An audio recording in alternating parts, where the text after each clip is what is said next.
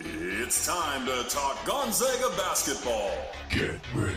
It's the Spokesman-Review Zags Insiders Podcast. Here we go. Here's Jim Meehan and Richard Fox.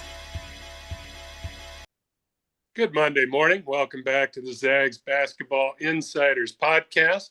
Jim Meehan with the Spokesman-Review. Cover Gonzaga basketball. Richard Fox, television analyst. I can get that out on SWX KHQ for Gonzaga broadcast. Another interesting week for the Zags, Foxy. They go 1-1. They beat Washington State pretty convincingly in Pullman. Lose at home in another close game, 74-67 to St. Mary's, which has clinched another solo WCC title. That's 2 in a row. And the two teams shared the one 3 years ago. So that's 3 straight for the Gales. More on all that in a minute. Let's check where the Zags stand in the national picture, in the NCAA tournament picture. They are still at 10 in the net, which is very solid. Probably the best thing to have going for them on their resume is that number right there. Didn't drop. Pretty much stayed the same as a week ago. St. Mary's jumped up to 16 last time I looked. The Baylor game, the Zags win in the season opener, was top 10 at the time. Baylor's now 30 in the net. And if they go below that, the Zags lose one of their 2 quad 1 wins. So that's something to look out for. I did check the brackets. Jerry Palm has the Zags as a 9, facing number 8, New Mexico. St. Mary's is an 8 in that bracket. Team rankings has the Zags on the 10 line. The bracket matrix has them as the last 8 seed. So I guess by those numbers, the Zags didn't do much harm to their resume. You wouldn't figure they would, facing a team in the top 20 in the net. But I have to believe they inched closer to the bubble. I mean, if you look at their resume as a whole, you know, the strength of it is the net number 10. And probably their quad 2. I think they're 4-2 in quad 2. Yeah, 2 and 6, 2 and 6 in quad 1. Yeah, it's and no really bad losses. They have played a bunch of teams, UCLA, West Virginia, San Diego State, probably Miss Baylor, that are in that 7, 8, 9, 10 range as well, that kind of fall in the same line with them. You think they're inching closer? Are you moving up to the edge of the seat now with where they're at? Yeah, I mean, like I've told you throughout the year, I mean, kind of the way I think about that question every time you ask it is like, you know, if Selection Sunday was this afternoon, you know, would they be in? And I still think they would be. But yeah, I think I'm getting to the point now where certainly I'm starting to feel a little heartburn about that. I mean, I think, you know, it's just they're just having it's not just whether or not they can solidly get off the bubble if they're on it now, but it's just you're running out of opportunities to not just get a quad 1 win, but I think kind of prove it to yourself that you can beat a good team, and then more importantly, probably you can make plays down the stretch. And I just think if they can't get their arms wrapped around both of those things, you know, and presume that they get into the tournament, I just think it really makes it difficult to see this group making a run if they can't do both of those things before Selection Sunday. So I mean, I think they're in as of today, Jim. But like I said, I've got more. When you ask the question, I'm starting to feel a little heartburn versus last week. I wasn't feeling any. I've been there for a couple of weeks, just because when you look at the resume pretty closely, there's gaps there. And you know, another team, San Diego State, I saw them on the 10 line today that the Zags beat. It's an interesting spot because, like I said, they don't have bad losses, but they don't have a lot of great wins. And I think the real separation is, especially these last 2.5, 3 months, their best win is probably San Francisco. I mean, which is a good win. Don't get me wrong. I mean, that team's legit, but there's nothing that that they haven't shown, as you said, they have not shown they can beat the good teams the best teams on their schedule in close games. Have not shown it. Time's running short. They've only got a couple more chances, and they're probably going to get 2 chances this week. You got Santa Clara at Santa Clara. That team is loaded with confidence after what they did. Historic shooting night in Pullman. And then close the regular season against San Francisco in the Chase Center. That too. Battle for second right now, but Santa Clara is only 1 game behind. They're 11-5. The Zags and the Dons are 12-4. Huge week coming. So we'll see what the Zags can do with that. Yeah, I mean that you're playing for second place this weekend, which you've been talking about for a while now, is a big deal because you get those buys into the semifinal, I believe. And it's interesting. I know we'll dive in here to WSU and St. Mary's for a second, Jim. But I was thinking about what is going on. Like, why can't what's happening against the good teams, right? And the 2 wins that they've had against the quad one were early in the year. So it's been a while now. Yeah. And, Gonzaga, again, in quad one games, their field goal percentage is all right. It's 44.6% in those games, but they're shooting under 28% from 3. Their opponents are shooting worse from the field, a little better than 42%, but 34% from the 3-point line. Most other offensive metrics are pretty close. Gonzaga's got a higher assist total, just given, I think, just Nemhard's his talent. But Gonzaga's assisting on 60% of their made field goals in those games. That's a great number offensively. But opponents are doing about 56%. But when you look at where this team, it's not just that they struggle, it's the level of the variance from the top end to the low end for them, both shooting the ball and rebounding the ball. And every one of those quad one games that they lost, they were out rebounded. Yeah. By 5 and by 3 on the offensive glass. And this is the worst shooting team Mark Few's had in the last 23 seasons. Can you guess the second worst? 60? Last year. 11? Really? Last year. Oh, wow. So I just went through ESPN.com and I clicked every season and went through it. The previous 21 seasons, they shot 38% from the 3-point line. Yeah. So, I mean, that, you look at that, that's a 3 percentage difference between what the average that this program has shot from the 3-point line. But it's more it's the inconsistency, right? Because when they do it, yeah. We're going to talk about WSU when they shot lights out on the road, and then we're going to talk about them at home against St. Mary's, where they, I think, made 4. And it's that delta, that wide swing from the 3-point line. You can't coach that. Like, I can't game plan around that. Like, I think at this point in the year, I have to presume the staff is just hoping, which isn't really much of a plan, but hoping that tonight we got it from 3. That we get Hickman dials it in or Battle gets going. It's just remarkable to me, the inconsistency from the 3-point shooting line. I did want to give a little plug to my senior year. The best shooting team of all time is 03-04, 42.1%. That group doesn't get enough credit. But, it's just, I mean, you just look at it. I mean, Stromer and WCC played 28.2% from 3. This is not, didn't profile as a guy who'd struggle that much. Califf, who I maintain still has, they have to roll the dice and just see if he can figure it out. I mean, the past 12 games, he's shooting 24% from 3. Yeah. That includes 7 of 12 at home against Pepperdine and Oregon State. If I take those games out, those other 10 games, he's shooting 13.2% from 3, 5 of 38. It's almost inexplicable to me, among a lot of things. We'll maybe get on into this later on just how the Zags are where they're at. But I did not envision this being a team that would struggle shooting the 3.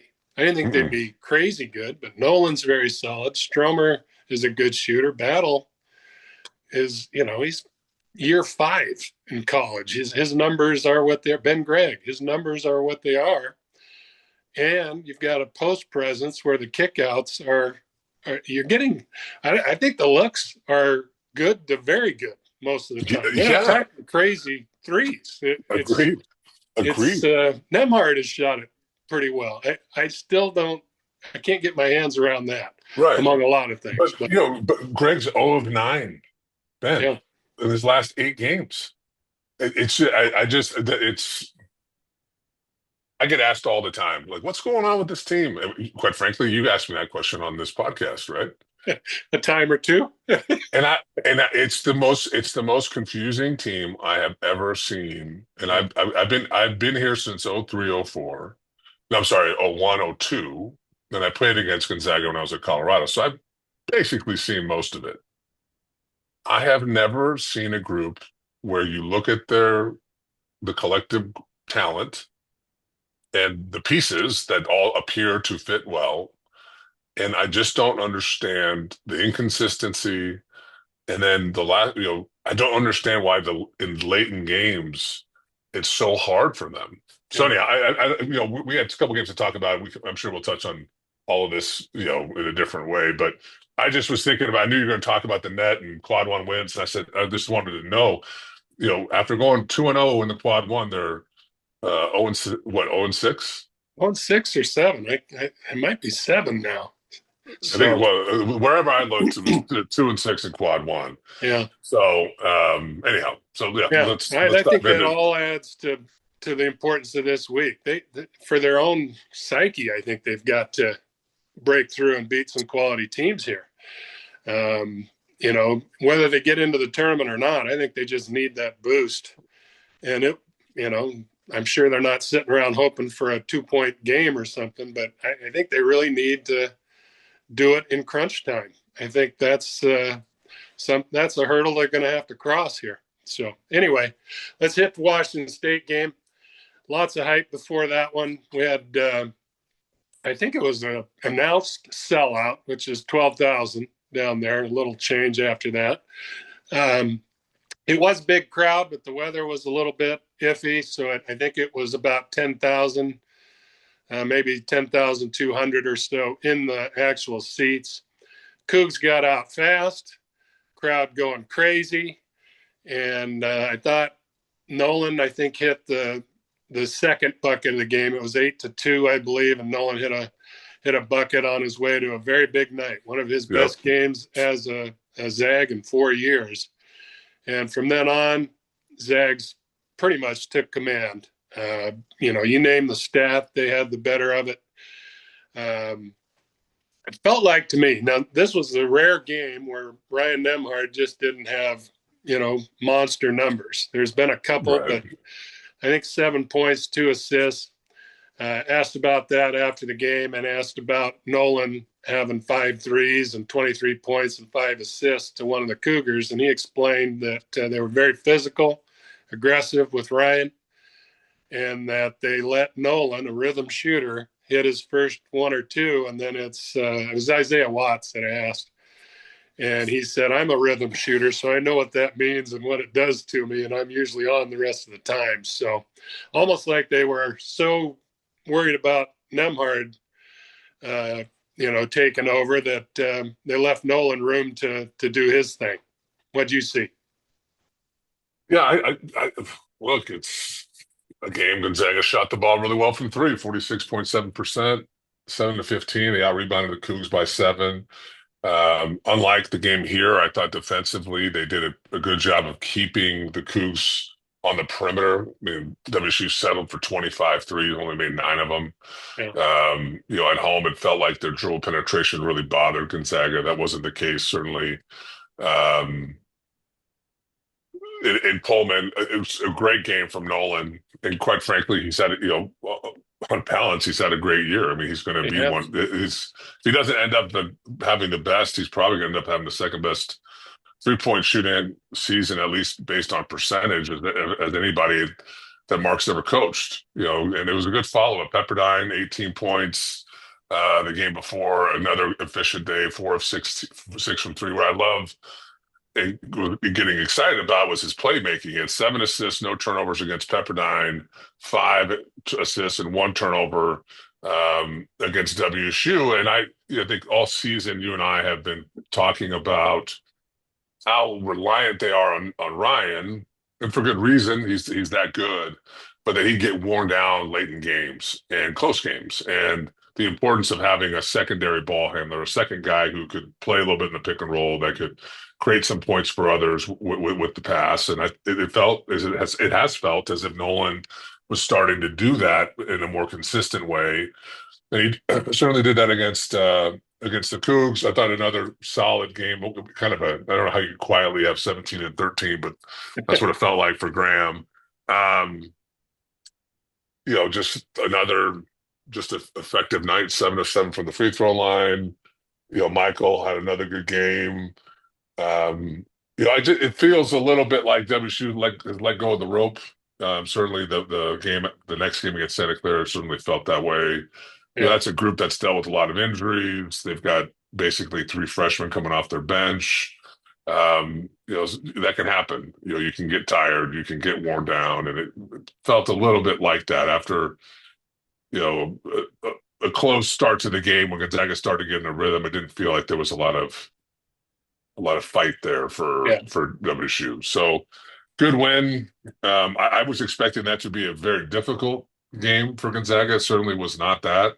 And good teams do that on the road. I mean, they'll go in there and put a whooping on teams, and they did that. Yeah, I think they got up 25 or so at one point in the second half, and WSU got a little bit of a run. I think it got it to 16, and Nolan Hickman again answered twice with, I think, 3 balls, and that was kind of the door slammer right there for the Zags. But one other quick one on that. I was really struck by the Zags going with EK guarding Lawan Watts, who's 6'5", 6'6", very strong kid, very good with the ball, creator. And I asked about it after the game too, and Graham said something to the effect of that way he wasn't chasing the stagger screens all over the place, doing it that way. And Huff did too. Huff guarded Watts as well. Now Watts had a pretty good first half, maybe 12 or 14 points. Slowed down after that. Did you ever get? It's just I haven't seen the Zags do that often. They'll do cross matches, but it's usually a guard guarding a wing or that type of thing. You ever get stuck guarding a guard or somebody that you're out there going, what am I doing here? No. My matchup was easy. Go guard the biggest human they have. And don't leave the paint. And we presume that person is also slow like you. So that's the right matchup. No, I never, ever had that. I remember the game up here, Gonzaga, it was unique to see Battle starting on Eric Strupp. And I saw there was some of that in that game. I thought Nolan was guarding the 6, 8, 9 kids. So, yeah. I thought again WSU was trying to force that, to their detriment, trying to get Eric Strupp the ball inside or in positions he could maybe use some of his size. He was 3 of 11. Another game for Price, it was 1 of 5. I think both those guys are really good players. Yeah. It's a bit of a head scratcher for me for Price because he's got a little bit of size to him. He's skilled. Again, I really like how he profiles as a player, and he's put up big games, big numbers in games. And Eric Strupp's uber skilled, long, 6'11", can really shoot it, a bit maybe streaky, but has the ability to stretch it out. And I don't care who's guarding him; that's what he does. And I think to try to force him to. There's nothing I've seen about his game that I walk away from and think to myself, that guy's great on the low block. And I can tell you from experience, it's maybe counterintuitive, but it's harder to post up a smaller player. They've got a lower center of gravity than you. There's less, when I'm posting up, my back, to state the obvious, is facing the rim. So my vision is not the same as a perimeter player. And what I'm trying to do is as I back in with my dribble is I'm trying to feel the body. I'm trying to feel contact, and then I make it. I make a play based on that, among other things. Well, a smaller guy can be harder to kind of get a feel for where they are, and they get up under you, you lose your balance. I don't know. I was critical of that in the first game up here, and it felt like they did it again. I just thought it was confusing, but yeah, solid win on the road. I need to tip my hat to Gonzaga. I really thought that was going to be a challenging game on the road, and that certainly was not the case. They handled their business. Well, they did not handle the Gales on Saturday night, and that's twice. St. Mary's got them in Moraga 62-58, and I thought a lot of the same things that happened, in the road loss kind of came back up again in this one. The Zags got behind early, weren't very good at the three-point line. The Gales were very clutch. Their shooting numbers weren't off the charts, but they were better at the three-point line. They were just timely. When they needed it, they got it. When the Zags needed it, they didn't get it. And Mikey Lewis, who stung the Zags last time down in Moraga, I think he had 4 threes down there. He had 5 in this one. And, of course, the boards. That is just part of, St. Mary's DNA.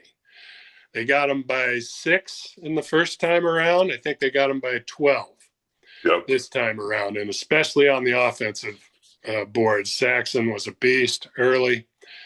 We'll get to their adjustments here in a minute, but to me, it looked a lot like the game up here. It got down to, Zags led that game for a portion in the second half, got up 4 or 5, and then offense went dry. It was a pretty good combination. Offense wasn't smooth in the final stretch. Bunch of turnovers. I think 4 turnovers out of 5 in the second half came in the last 3 or 4 minutes. And defensively, the Gales found a way. Did that one look a lot like a little bit of a replay from what happened on February 1st? Yeah, quite a bit. The difference was I don't think there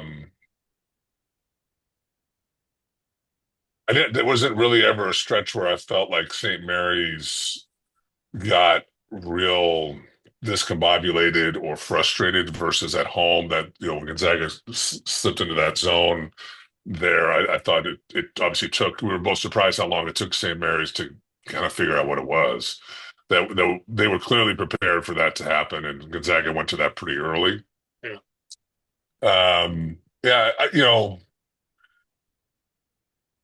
You at the end of the day, you can't argue with results, and that has been a better team now for the past couple seasons. It just has been. And what's interesting, one of the takeaways I had, several takeaways, but I had this thought to myself, Jim, leaving. I went to the game. I sat in my seats for the first time all year, and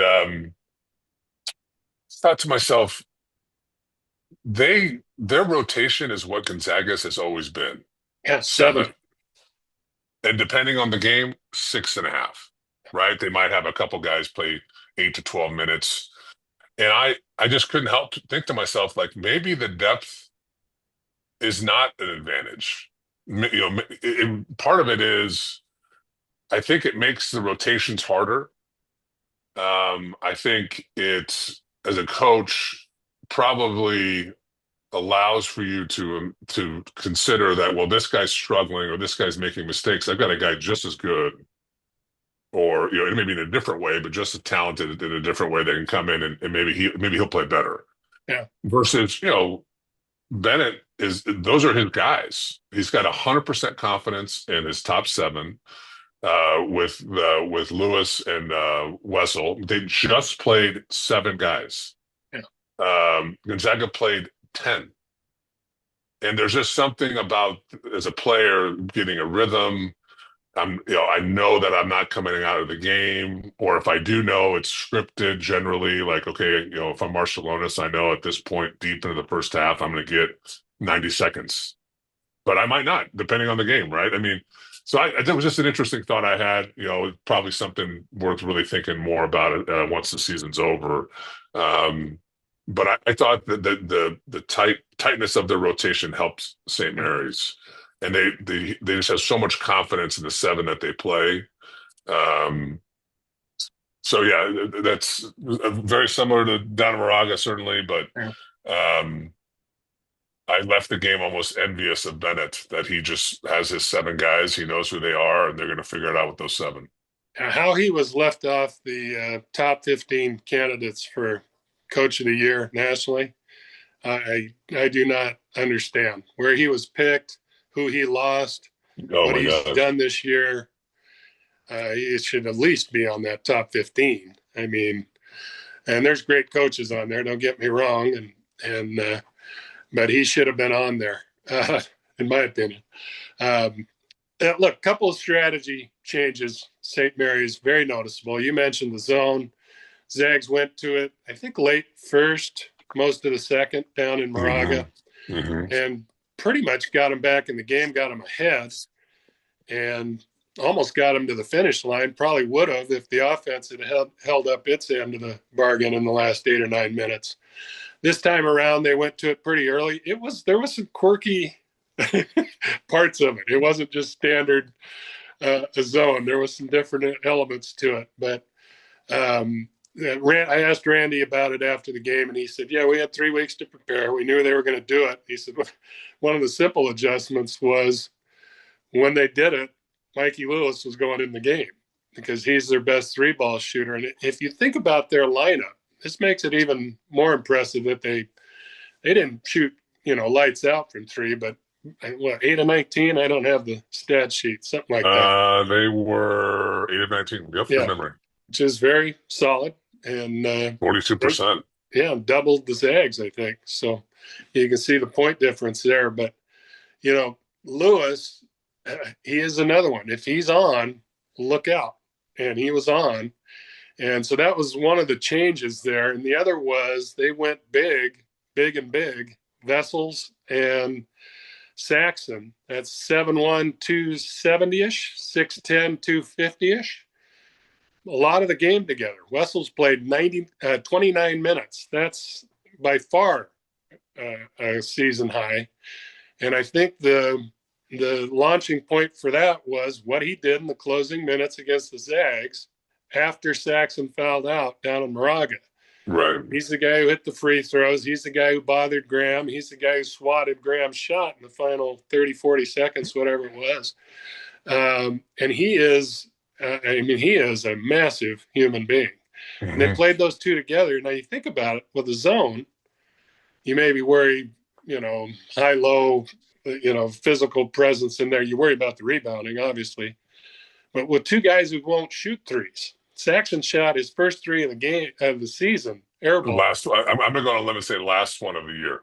Yeah, it will be his last after that one. But you've got 2 guys who are non-factors from 3.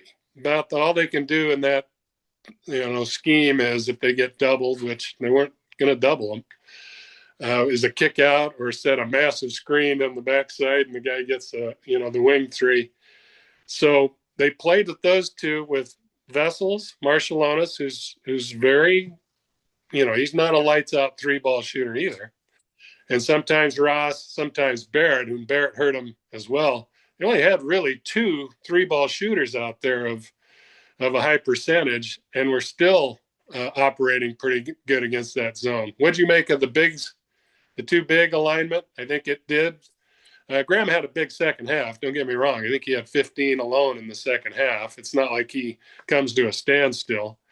But I think they won the battle at the 4, that and the 3. Barrett plays the battle at the 3. Points, yeah. What'd you make of that maneuver? I thought it was pretty smart on both ends for St. Mary's. Yeah, look, effective, let's say. Yeah. Well, the thing about the zone is I don't think it bothered St. Mary's at all. You're in it because you can't guard at a high level. And I don't care what they say. That's why they're doing it, is they have a tough time guarding individually. And the idea with the zone is we're going to be in gaps, and, the dribble penetration is harder against it, right? And the one thing about having those two guys out there, I mean, they set massive screens. You have to work around them. Gonzaga, that zone, sometimes they drop into it, stay in it. Sometimes they would drop into it and then go into man to man, and I don't know what the rule is, what the rules are, if it's a pass thing or the ball goes on one side. I mean, but you would see it, they would have little wrinkles to it. Yeah. But the hard thing about playing a zone is it doesn't actually change the fact that you're a bad defender. You still are a bad defender. You're just now playing zone. And when you're trying to switch it up from time to time, where sometimes we stay, sometimes we go man, is you see confusion. And that happened over and over and over again. It happened to Nemhard. It happened a ton to Caliph. It happened to Ben. And Ben is about as solid a guy as they've had. And then you would see St. Mary's get a wide open wing three or a wide open dump down inside. And you would see Gonzaga's players look at each other as if they don't know why. And I just think it's shocking to me that at this juncture in the season, there's still that much confusion on that end of the floor for a group that has this level of talent and this level of player, and quite frankly, Jim, this level of experience. Yeah. It is, other than Emmanuel, Huff, and Stromer, you have 5 guys that have played over 100 games in college basketball. And they're making rotational mistakes in rotation, overhelping, things that I would expect a freshman or a sophomore who didn't play a ton as a freshman to make. In a bigger role. Yeah. And then the other thing in that zone, it's very difficult. I just don't think zone is their identity. It's a necessity. So when you don't play a lot of zone, if that's not who you are, think of like the Syracuses of the world, It's actually pretty hard to rebound in a zone because I don't have the guy I'm guarding. Well, it's definitely hard. Shot goes up. I'm like, okay, I'm guarding Jim. Shot goes up. That's what I'm looking for. If I'm in a zone, the shot may go up and there's no one in my space. And now who do I go get? And so you might send 2 guys, EK and I might end up on you, but Saxon's being boxed out by Hickman.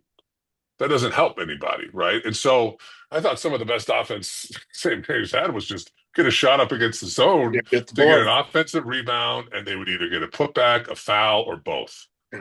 So, it's I thought St. Mary's clearly was prepared for that zone. Yeah. I thought they took full advantage of it. You're right, having Lewis come off the bench. He's constant motion. He's very clever for a young player. Certainly been very coached up a ton. But, they would start him on one side of the floor, and he would just kind of sprint along the baseline to the other. And, with those big guys, they would occupy the center of the floor. So, I don't know what to say other than, I genuinely thought this team towards the beginning of the year had a chance to be a very high-end defensive team. I am genuinely surprised how far away they are from being that. Yeah. Well, and my thought is that the zone is, and in the past, has almost always just been a wrinkle.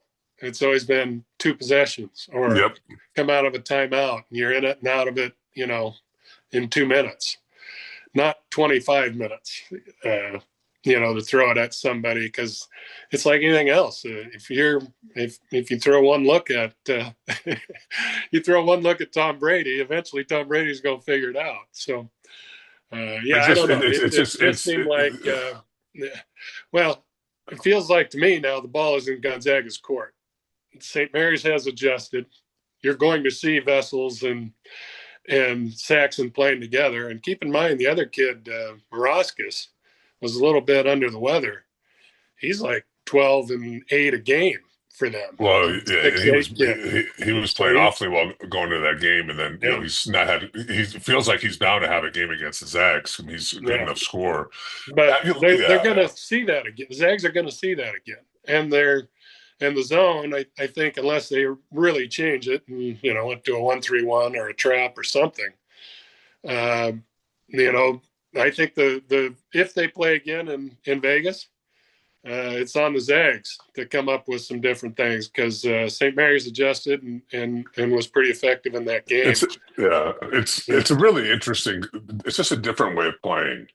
I can tell. So if I'm guarding Wessel, I know that we're gonna be some significant percentage of the game. We're gonna be wrestling. We're not actually playing basketball, right? We're locked up. Position. I'm finding, and when you're playing against a high level offensive rebounder, and Saxon's more mobile and kind of out on the floor, but Westphal effectively just sets up shop on one of the blocks. Yeah, 10-foot circle he's in. Yeah, right. So the whole time I'm aware of where he is, and I know if a shot goes up, I have to go find him, right?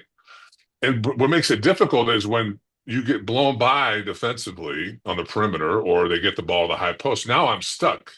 So I either have to rotate up, and I know, and they don't throw it up to those guys for lobs. What they do is they take the shot, and then he gets the rebound, right? Or if I'm so concerned about boxing him out, now I'm not rotating. And now whoever has the ball is going to get a better look because I'm so worried about giving up the offensive rebound. It's just a different way of playing. I mean, I think we think of modern basketball, we think of guys getting lobs at the rim. Saxon and Wessel, they can dunk it, but that's not their thing, right? It's like I'm waiting for the ball to come off. And with both of them on the floor, you can see that they're really well coached. They're never on the same side. So in other words, if Wessel's on the left block, you never see Saxon randomly on the same side of the floor. No, he's at the right elbow or something. Or he's on the other side of the basket. Yeah. I don't know, Jim. I think matchups make fights, and I do think there's part of it here where I think St. Mary's is a difficult matchup. It is. I want to see it again. I want to see it again because this happened in 2016. Last time the Zags were swept in the regular season, St. Mary's got them twice. Pretty close games, as I remember, both ways. They played in the title game down in Vegas. I think Zags had to win that to get in because they ended up being an 11 seed. Is that Walter Sabonis' year? Yeah, I think so. Yeah, and I think they hung 85 on them in the title game down there, won by 10. Not a very St. Mary's Gonzaga game, 85-75. That's off my memory, so don't quote me. But I would like to see it again just from that aspect. What do they do different? Because they're the one trying to make up ground. It's all things being equal, you throw the same stuff out there, it's probably not going to go your way. So I would like to see it again. But let's move on. We got a couple of games to talk about real quick. We got Santa Clara is the next up. That's Tuesday. So I'll be hopping on a plane in the morning to back to the Bay. We appreciate your service, Jim. Yeah, well, you're going to get my service twice because I'm hopping on a plane Wednesday to come back and going back Saturday. Oh man, that's brutal. So we'll see how that goes. Let's pray for on-time arrivals. Santa Clara on a roll, 23 threes against Washington State. They were 15 of 19 at halftime from deep. Unheard of. As David Riley said, you teams can't do that against air, let alone Division I defense. So, and everybody at Gonzaga will remember Santa Clara just was unguardable that night, or at least for Gonzaga. It was 18 threes up here. Tyree Bryan, 35 points, 103-99. Zags had no answers defensively in that game. And what I've noticed watching the Broncos lately, now they have Ensminger shooting threes and hitting them. The O'Neal kid's been effective. Mahi. Adama Ball looks like he might be out. I think he had a non-contact injury, and it did not look good a week or two ago. So he was their highest scorer, but now he's out. You got Carlos Stewart. You got Bryan. They got a lot of guys shooting with a lot of confidence. Now, I will say, Bryan had 35 against the Zags. If you add up the 3 games before Gonzaga, the 5 games after Gonzaga, guess how many points he had? Under 35. 37. He played 34 minutes against LMU and did not score. Now he is just warming up, just like seems like the Zags are always catching these teams after they get in a little bit of rhythm. He had 12 against Washington State, his first game in doubles since facing Gonzaga. That's a lot. That's maybe 8-10 games. So anyway, they've got a variety of guys they got to deal with. Their bigs are going to have to guard the 3 line, no matter who's out there. And then they've got Tilly, another. He's a good player. A big cat now. Yeah, and he hurt the Zags up here. Him and Ike kind of offset each other. So with their, how they've struggled at times with the 3 line. I mean, their 3-point percentage defense is excellent most of the year, but when they've played better teams, it hasn't been at that effectiveness level. So how are they going to deal with all those 3-ball shooters that are seeing, as Nolan Hickman said after the Washington State game, a wide rim? How are they going to deal with that? Well, I mean, that's the thing about Santa Clara, man, is they have a lot of skilled players. Yeah. And, I think they're 7-3 the last 10. They lost twice the same areas and once to Oregon State on the road. I think that's right. I just was looking at that. If Ball's not able to play, that's going to hurt them, because he was huge in the second half against Gonzaga. And he made some really tough shots, particularly late in clock situations. So, look, man, you're going on the road. You're playing for real. I mean, there's like real stuff on the line here. I mean, real stuff on the line. For both teams, which means that building is going to be live. It's going to be alive. It's going to be loud. When that arena is full and engaged, it's as tough a place to play in the conference as anybody. I mean, really, and the students are on top of you, on that baseline side. They have real size with O'Neal and Tilly. The foreign kid coming off the bench, Esminger. So they've got real size, and they're all skilled. Yeah. And even if they don't have Ball, I mean, Stewart is just a big-bodied guard. The one thing they don't really have is they don't have a true point guard, and I think at times that can hurt the Broncos. But I'll be fascinated to see what the line is. Is it out? I don't know. I'll look and see, but I would think it would be Gonzaga by a pretty narrow margin, given the home court, all those things, what happened the time before. But, I mean, to me, that this team could not be more confident going into a game, this opponent. And the fact that they believe they do have a chance to finish second as well if they have a big week. Would need some help from Gonzaga versus USF, I think. But and I don't know how those tiebreakers all break if they end up that way. But this is a dangerous, confident foe, and to me, they just can't get lit up on the 3 line. Obviously, that's number one, or on the glass. But I think Gonzaga better go in with that same. They better equal that confidence level. And just kind of that desperation level, because it's going to be on full display in those guys in the other uniforms. I'm really interested to see what Gonzaga does on the defensive end. Yeah. Because up here, what you saw a ton of was Santa Clara got the ball in the paint off of drives, kicked it out, and they did it again, kicked it out. They were really, really disciplined on attacking Gonzaga off the bounce. And they rarely settled for the first kick out. You could see that they wanted to get Gonzaga moving, rotating defensively at least a couple times in a possession. And I remember after that game, us talking about it, looked like Gonzaga was on skates defensively. Yeah, they're on ice. Right? Yeah. Right. Yeah, and so they've now landed on this zone that it's probably pretty evident I'm not a huge fan of, but they've landed on the zone. Santa Clara is going to be prepared for that zone, and they've got shooters. And that's in that St. Mary's game. St. Mary's got a ton of what I describe those naked threes. I'm all alone. There's no one. You need to look at where the defense is on the catch. because sometimes a guy can make a hustle play and it looks like Yeah, and he's you there, see but that he's not there.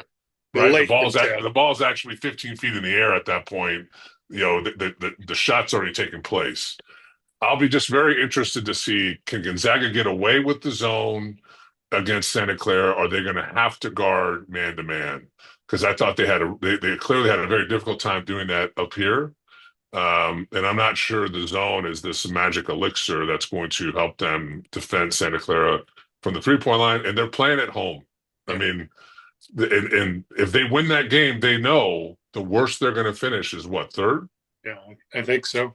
Yeah. So, well, we'll see. That could be another high scoring affair down there. USF Saturday at the Chase Center. It's obviously what they bring is that guard line, as good as there is in the conference. You're talking Malik Thomas, you're talking Marcus Williams, Ryan Beasley. Love their wing, the freshman kid Riley. yeah, Very active, athletic kid, 6'6". I think he might end up being a pro. He's kind of he kind of reminds me of a shorter. Who's the kid they had last year? Jonathan Mobo, the kid who's playing in the pros. Maybe an inch or two shorter, but very, very similar to me. Going to be a huge challenge both ways. San Fran guarding Gonzaga's Nemhard and Hickman and that crew, and then vice versa. You saw what Thomas can do. He had a big night up here, had a great first half, kind of cooled down a little in the second. Williams was the guy who wasn't quite as on. Beasley comes off the bench, hitting threes, little speedy dribbles, no fear type of guy. They're a handful. Now, they didn't have the inside presence that Santa Clara has, that the Gales have. I think they're just looking for maybe if we can get a draw or close to it, letting our guards try to, ride them and try to get home with the win. It's an interesting matchup because we saw it up at Spokane at the Kennel. Gonzaga exploited the inside game. May not be as easy down there. And again, nobody just says, you got us that time. We're not going to do anything different. That's coaches sit there and ruminate for a month trying to figure out, hey, we're going to do this. We're going to drop this guy. We're going to leave this guy. We're going to double on the dribble, double on the pass, whatever. It's coming. So I think the X and O's are going to be interesting Saturday as well. Yeah, well, I feel like it's safe to say that at minimum it's going to be a close game at halftime, and then Gonzaga might pull away. Isn't that been like the script here the last couple of years? It has. I certainly think that I think you're absolutely right. I think that staff, Kyle Bankhead's going to have more to that game plan than what we saw up here. I know San Francisco is disappointed that it's at the Chase Center, not at their home arena. And that's interesting. I think they do that for monetary reasons more than anything. Yeah, but, and the prestige of playing in an NBA that too. But you're right. It's hard to play on their campus. I mean, it's obviously got a lot of history. I love that gym. I do too. They are on top of you. It is loud. It's a very smart crowd. Yeah. It's not the rowdiest group, but at the same time, they kind of know when to get in the game. And it's for San Francisco. What's an absolute must is they need both. They need Thomas, Beasley, and Williams. Marcus Williams really struggled up here. 2 of 12 shooting the ball, was doing a good job distributing 8 assists. But they need all three of those. All assists in the first half, if I remember. They need all three of those guys to play two halves. And they need their bigs to make some shots from the perimeter because, Lingard and Wang they're just not big enough EK's going to have a field day, depending on what San Francisco does. I mean, that's kind of what I'm looking for does San Francisco make the decision, we're going to let EK go crazy and shut everybody else. Yeah. We're going to try to, or are we going to do the opposite? Are we going to look at the numbers and say, we can't let EK needs to be a playmaker. Let's see if on the road in an NBA arena battle and Hickman, these guys can make shots from the perimeter. And quite frankly, you might see both. Sometimes in these games, you have to have a couple ways to attack another team. You don't want to necessarily give a team a steady diet of the same thing over and over again. But um, what we don't know is how tomorrow night goes, and what does that mean for that game. Exactly. But I would expect that there'll still be a lot on the line there for both teams, and I expect that to be. I think at some point San Francisco is going to put together a competitive effort. I mean, the last one I saw was down there, and when Bolden hit that tough layup down the stretch. Oh yeah, the fan went crazy. Yeah, that guy went nuts. Forgot but about that. that was a great game, but San Francisco had just some breakdowns late, and so yeah, I'm expecting both of these games to be certainly more aesthetically pleasing than the St. Mary's game. I think it'll be more up and down. All three teams want to score the ball at a more effective clip, but Jim, I don't know anymore.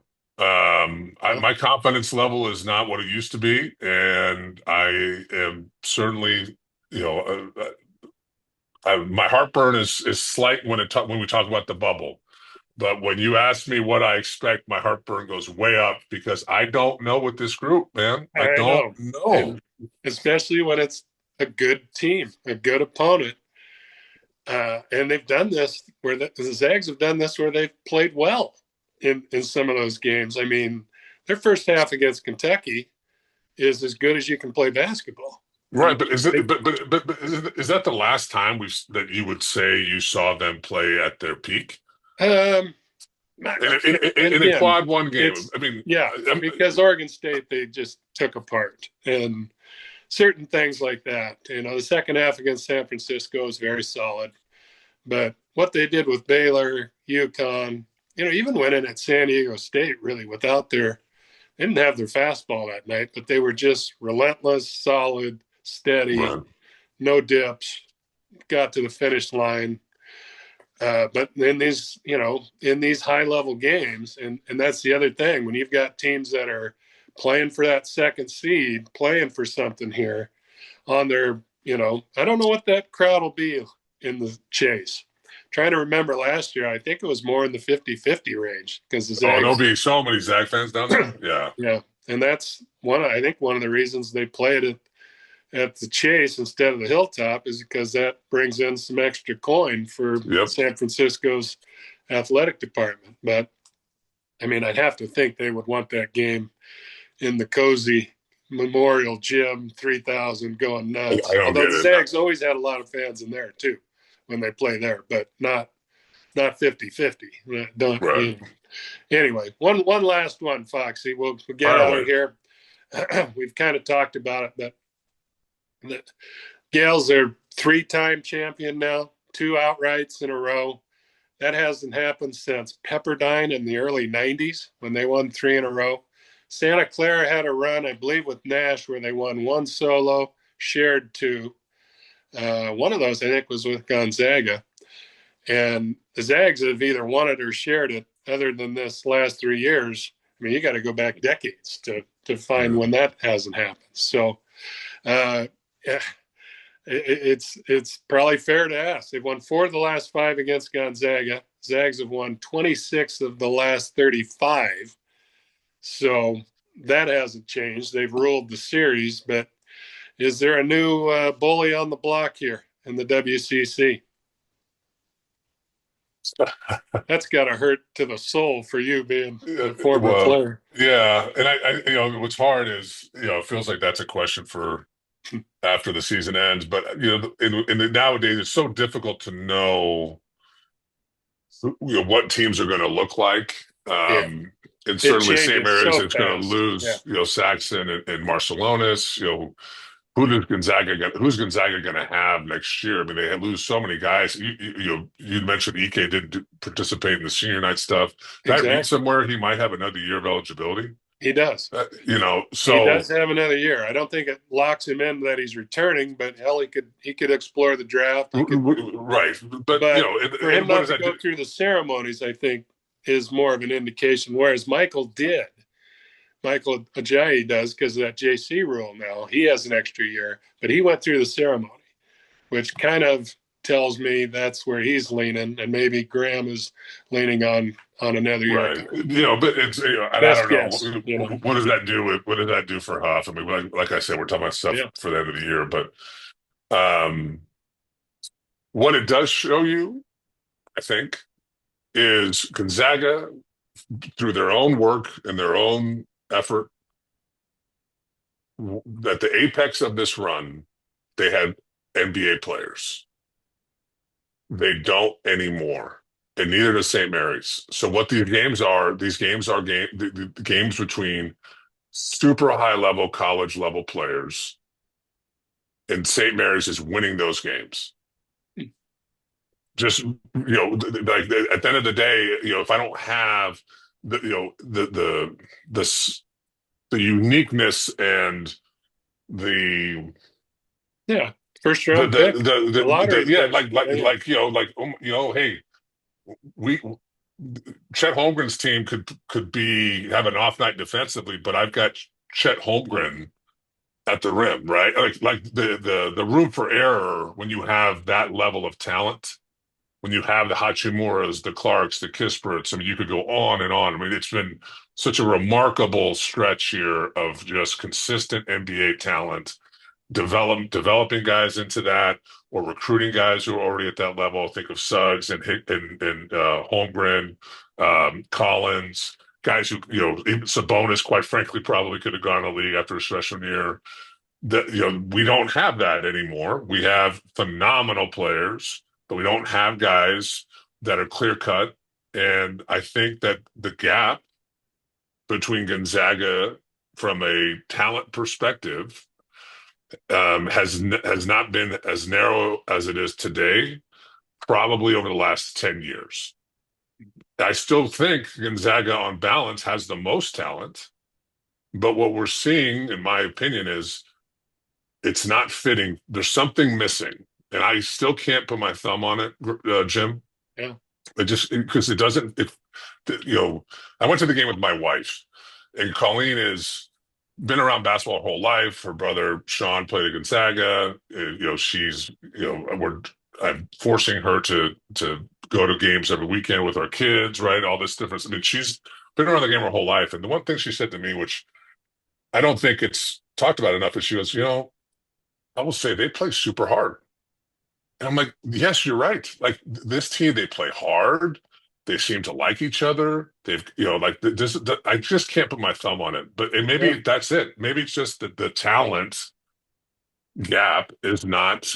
Maybe I'm late to that. Maybe I'm late to that realization where it's not that they aren't good. It's not that they can't win these games. Although they're certainly struggling to do that.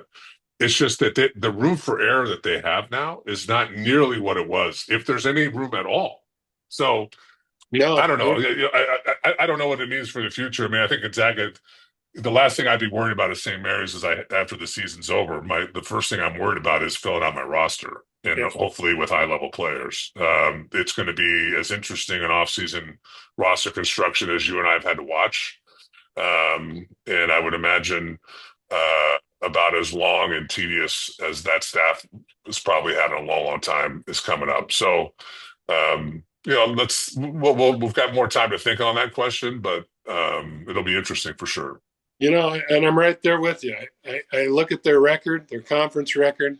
I look at their lineup, their experience, all those things. I would not have dreamed 21-8 at this point, 12-4. No. That would not have been in the equation. So something's amiss, and we'll see if they can find it and fix it. But hey, that's going to do it for this week. Join us every Monday. I'll post this on the spokesman.com website. It's on YouTube. It's where you can find any of your podcasts. Just look up Zags Basketball Insiders Podcast. Big week ahead, so we're going to have a lot to talk about Monday. It's never boring, Foxy. I'll give them that. No. I will tell you that's a good point. This is more fun for you and me, more interesting, I should probably say, than so they won by 30 and then 28. Next week they've got So this certainly makes it easier to do the podcast. So we'll get after it again next Monday. Everybody have a good week out there. Thanks for joining us.